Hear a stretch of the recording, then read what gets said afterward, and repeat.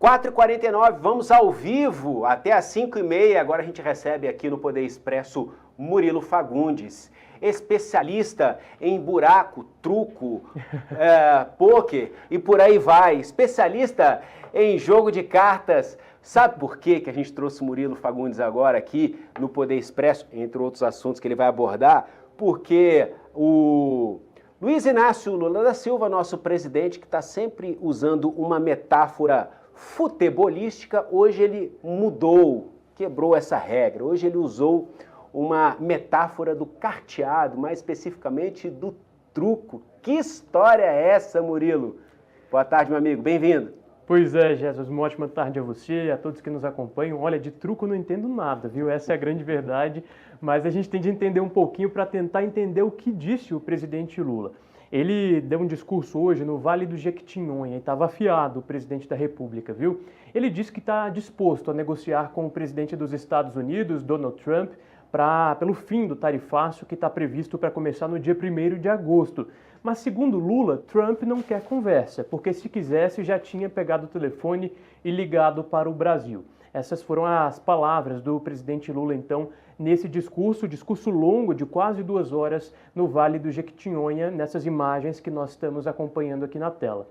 Veja, o presidente Lula disse então que está disposto a negociar, mas que Trump não quer conversar, mas que se Trump insistir no tarifaço, ele sabe jogar truco. E aqui eu trago então a fala do presidente Lula. Olha o que ele disse. Trump nos deu até o dia 1º. Se nós não dermos a resposta, ele vai taxar o nosso comércio em 50%. Vou contar uma coisa para vocês. Eu não sou mineiro, mas sou bom de truco. E se Trump estiver trucando, ele vai tomar um 6.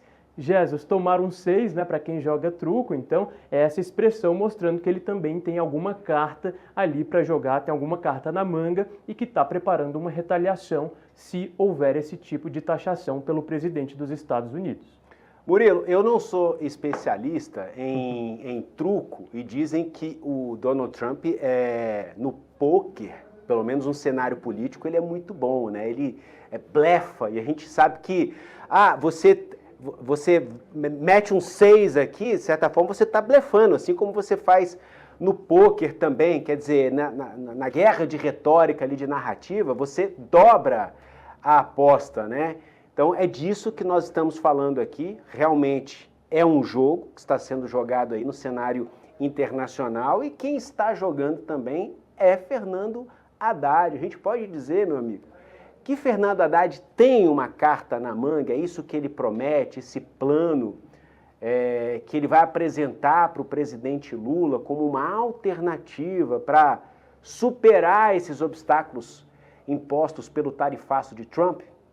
Olha, Jesus, o ministro tem prometido essa carta na manga, mas não na negociação, né, com os Estados Unidos, mas para o nosso plano interno, como você bem disse, para os produtores, empresários que serão afetados diretamente com essas medidas caso sejam concretizadas pelos Estados Unidos. O que a Haddad tem dito é que essa proposta já está pronta. Então, para esta semana, a Haddad já promete essa proposta, apresentar ao presidente Lula um plano, né, para que não haja tanto impacto assim na economia a partir dessas tarifas. Mas ainda é muito cedo, viu, Jesus? A gente não sabe o que vem do lado dos Estados Unidos. O presidente Lula tem dobrado a aposta, tem feito, né, algumas ameaças de resposta, de retaliação. Então, a gente sabe que Donald Trump também tem essa tradição nesse segundo mandato de dobrar as tarifas, de continuar nessas ameaças. Então ainda é muito cedo para dizer que essa carta de Fernando Haddad será efetiva.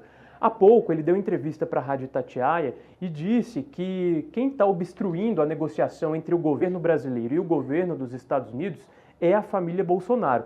Então ele deu um recado bem claro: desobstruam as negociações, porque o governo brasileiro está tentando negociar, mas a família Bolsonaro está impedindo, está dificultando o nosso contato. Claro, o recado direto ao deputado licenciado Eduardo Bolsonaro, que tem atuado na Casa Branca e, segundo então a avaliação de Haddad, Eduardo tem dificultado esse contato, essa negociação entre os dois governos. Qual é a costura que está sendo feita pelo Geraldo Alckmin dentro dessa batalha, Murilo? Olha, o Geraldo Alckmin, o vice-presidente da República, ele tem esse papel de negociação interna com os empresários, de conversa com os empresários, tanto os brasileiros quanto os empresários americanos que são atingidos com essas tarifas que são prometidas. Mas na prática, Jesus, a gente tem visto muito pouco diálogo direto com a Casa Branca, né? O que o vice-presidente Geraldo Alckmin tem dito e seus aliados é que as negociações são silenciosas. Elas acontecem num segundo plano, num plano não com tanto holofote. Mas na prática a gente sabe que a entrada, né, a capilaridade desse tipo de atuação da vice-presidência tem sido ali reservada, não tem sido tão efetiva, porque realmente o governo Trump ele está muito aberto ao deputado licenciado Eduardo Bolsonaro e essa atuação tem também tido resultado, né, um contra-resultado, para que o governo Lula não tenha essa entrada tão direta na Casa Branca. E Nelsinho Trade, essa comitiva de parlamentares brasileiros, vai ter essa penetração também na Casa Branca? Qual a sua avaliação? Olha, Jéssica, eu conversei com algumas pessoas próximas ali a essa comitiva, né, de senadores, pessoas que estão ali montando a estratégia para essa viagem, e o que se diz é que o tipo de contato que vai ser feito será via Congresso, via parlamentares norte-americanos. O que os parlamentares que estão indo dizem, né, internamente é que eles não têm uma entrada realmente expressiva, uma entrada firme na Casa Branca, mas eles estão confiando nesses contatos secundários que existem nos Estados Unidos. Então, o próprio senador Nelsinho Trade tem um contato direto com alguns congressistas republicanos e outros parlamentares que estão a caminho também têm esse contato direto por conta de cúpulas, congressos e outros contatos. Mas essa é a expectativa deles, que esses contatos secundários façam a ponte com a Casa Branca. Mas pelo que a gente tem visto de declarações do próprio deputado licenciado Eduardo Bolsonaro, ele vai fazer de tudo para impedir esse contato direto dos parlamentares brasileiros com a Casa Branca.